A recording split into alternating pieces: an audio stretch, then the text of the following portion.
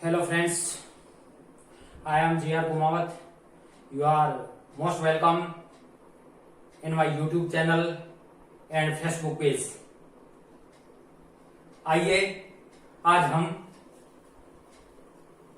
Types of pronoun की बात करते हैं और इसके बारे में विस्तृत रूप से जानने की कोशिश करते हैं और उसका इंट्रोडक्शन करते हैं। सबसे पहले देखिए, कल हमने चर्चा करी थी और प्रोनाउन क्या है। प्रोनाउन नाउन के स्थान पर होने वाला प्रयुक्त होने वाले शब्द को हम क्या कहते हैं? प्रोनाउन, यानी फॉर अ नाउन।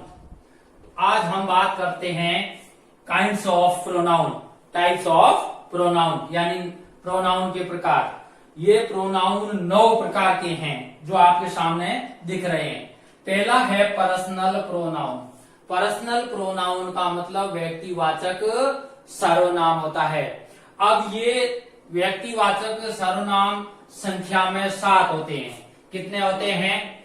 7 होते हैं और इनका भी डिवाइडेशन किया हुआ है, ध्यान रखना। पर्सनल प्रोनाउन और ये पर्सनल प्रोनाउन संख्या में 7 होते हैं और इनकी संख्या 7 होती है। इनका भी डिवाइडेशन है और आपको यहीं पर बैठे बैठे याद करना है। पहला है जैसे फर्स्ट पर्सन, पहला है फर्स्ट पर्सन, सेकंड पर्सन और फिर थर्ड पर्सन। अब फर्स्ट पर्सन कौन सा होता है, सेकंड पर्सन कौन सा होता है, थर्ड पर्सन कौन सा होता है? फर्स्ट पर्सन वो होता है जो बात कहता है, यानी स्पीकर, बोलने वाला जो होता है, बात को कहने वाला होता है, वो फर्स्ट पर्सन होता है, जिसको हम कहते हैं स्पीकर। और जो बात को सुनने वाला है उसको हम सेकंड पर्सन कहते हैं, जो कि लिसनर होता है। कौन होता है? लिसनर होता है, यानी कि सुनने वाला। स्पीकर यानी बोलने वाला और लिसनर यानी सुनने वाला। और तीसरा जो पर्सन होता है वो होता है न तो सुनने वाला होता है और न बोलने वाला होता है, जिसको कि हम एब्सेंटी कहते हैं। क्या कहते हैं? एब्सेंटी कहते हैं, यानी कि उपस्थित नहीं होता है। तो लिसनर और स्पीकर, स्पीकर होता है बोलने वाला, कहने वाला बात को, और सुनने वाला लिसनर, और थर्ड पर्सन होता है वो एब्सेंटी होता है। अब स्पीकर कौन कौन से? ये 7 जो पर्सन है पर्सनल प्रोनाउन के अंतर्गत जो आता है, उसमें फर्स्ट पर्सन कौन कौन से? एक होता है आई और दूसरा होता है वी। आई और वी, ये है फर्स्ट पर्सन। और सेकंड पर्सन कौन सा है? यू है। और third person he, she, it और दे। तो ध्यान रखना मित्रों, यहीं पर याद कर लो, first person, second person, third person, 3 person होते हैं। और दूसरी बात, पर्सन कितने होते हैं? 7 होते हैं। और कौन कौन से होते हैं? First person, second person, third person, जिसमें I, we, you, he, she, it, they. I, we, you, he, she, it, they. तो मुझे विश्वास है, आई होप आपको याद हो गया होगा। अब हम बात करते हैं सेकंड पजेसिव प्रोनाउन की। पजेसिव प्रोनाउन वो प्रोनाउन होते हैं जो अधिकार को शो करते हैं। शो द पोजेशन, यानी अधिकार को बतलाते हैं। अब ये अधिकार बतलाने वाले कौन से प्रोनाउन होते हैं, हम डिटेल से बात करेंगे।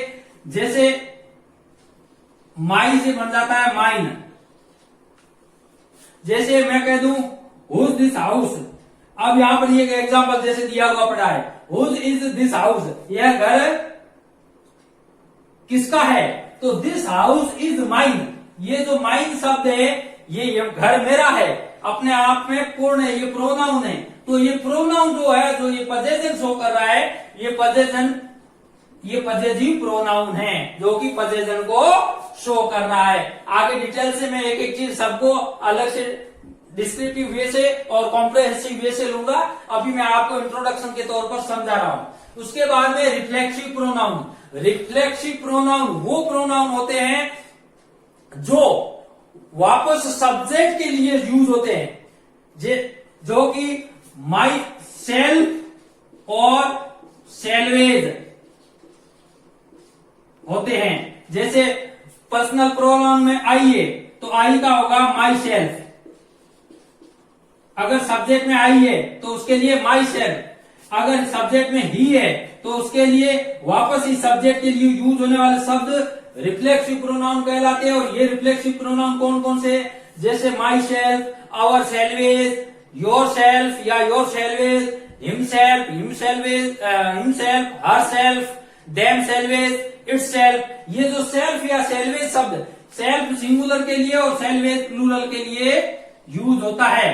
तो ये सेल्फ और सेल्वेज जो शब्द है, जो मिलजुल करके जो शब्द बनते हैं वो रिफ्लेक्सिव प्रोनाउन इनको रिफ्लेक्सिव प्रोनाउन कहते हैं। और ये रिफ्लेक्सिव प्रोनाउन वापस सब्जेक्ट के लिए यूज होते हैं, सब्जेक्ट को वापस इम्फेक्ट करते हैं, इसलिए इसको रिफ्लेक्सिव प्रोनाउन यानी कि इसको रिफ्लेक्ट वापस सब्जेक्ट को रिफ्लेक्ट करते हैं, इस कारण से रिफ्लेक्सिव प्रोनाउन कहते हैं। उसके बाद में है रेसिप्रोकल प्रोनाउन। रेसिप्रोकल प्रोनाउन का मतलब होता है परस्पर वाचक सर्वनाम। अब ये परस्पर वाचक कैसे होते हैं, ये दो प्रकार के होते हैं।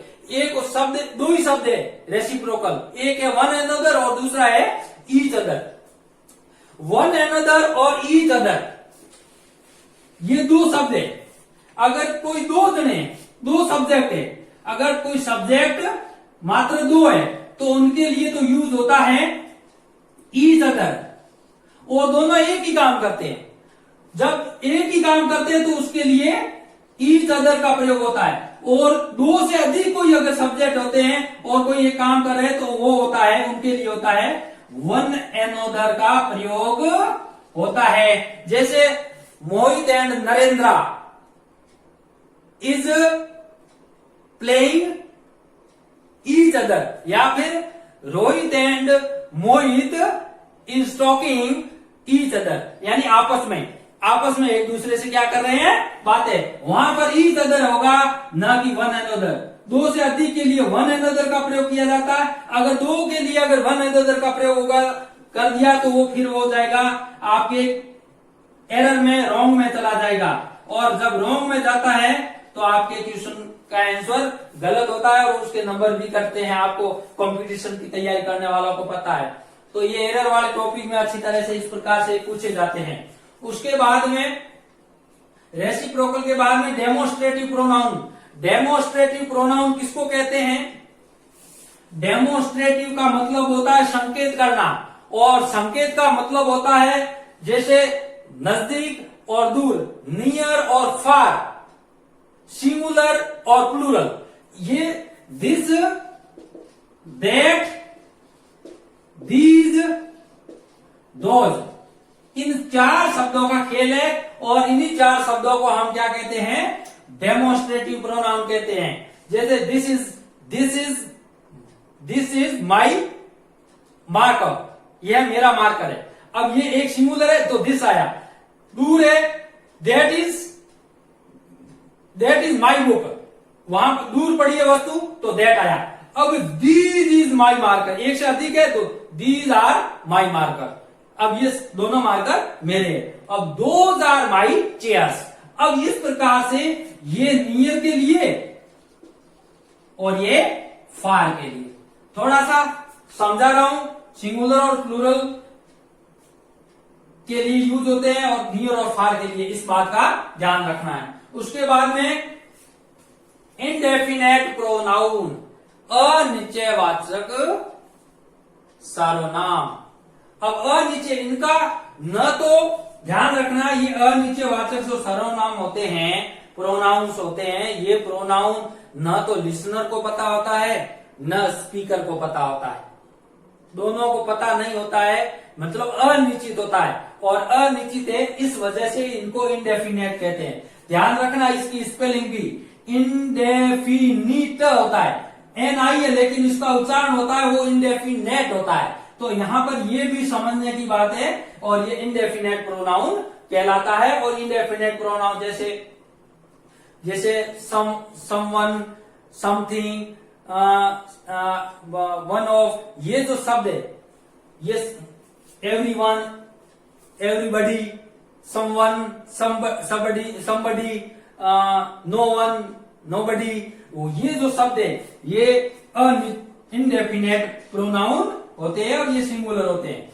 उसके बाद में डिस्ट्रीब्यूटिव प्रोनाउन, ये बांटने वाले होते हैं, जैसे one of, some of, all of, either of, neither of, ये जो इस प्रकार के शब्द होते हैं उन शब्दों को हम, यानी कि जो क्या कहते हैं, बांटने वाले जो शब्द होते हैं उन बांटने वाले शब्दों को, प्रोनाउंस को हम डिस्ट्रीब्यूटिव प्रोनाउन कहते हैं।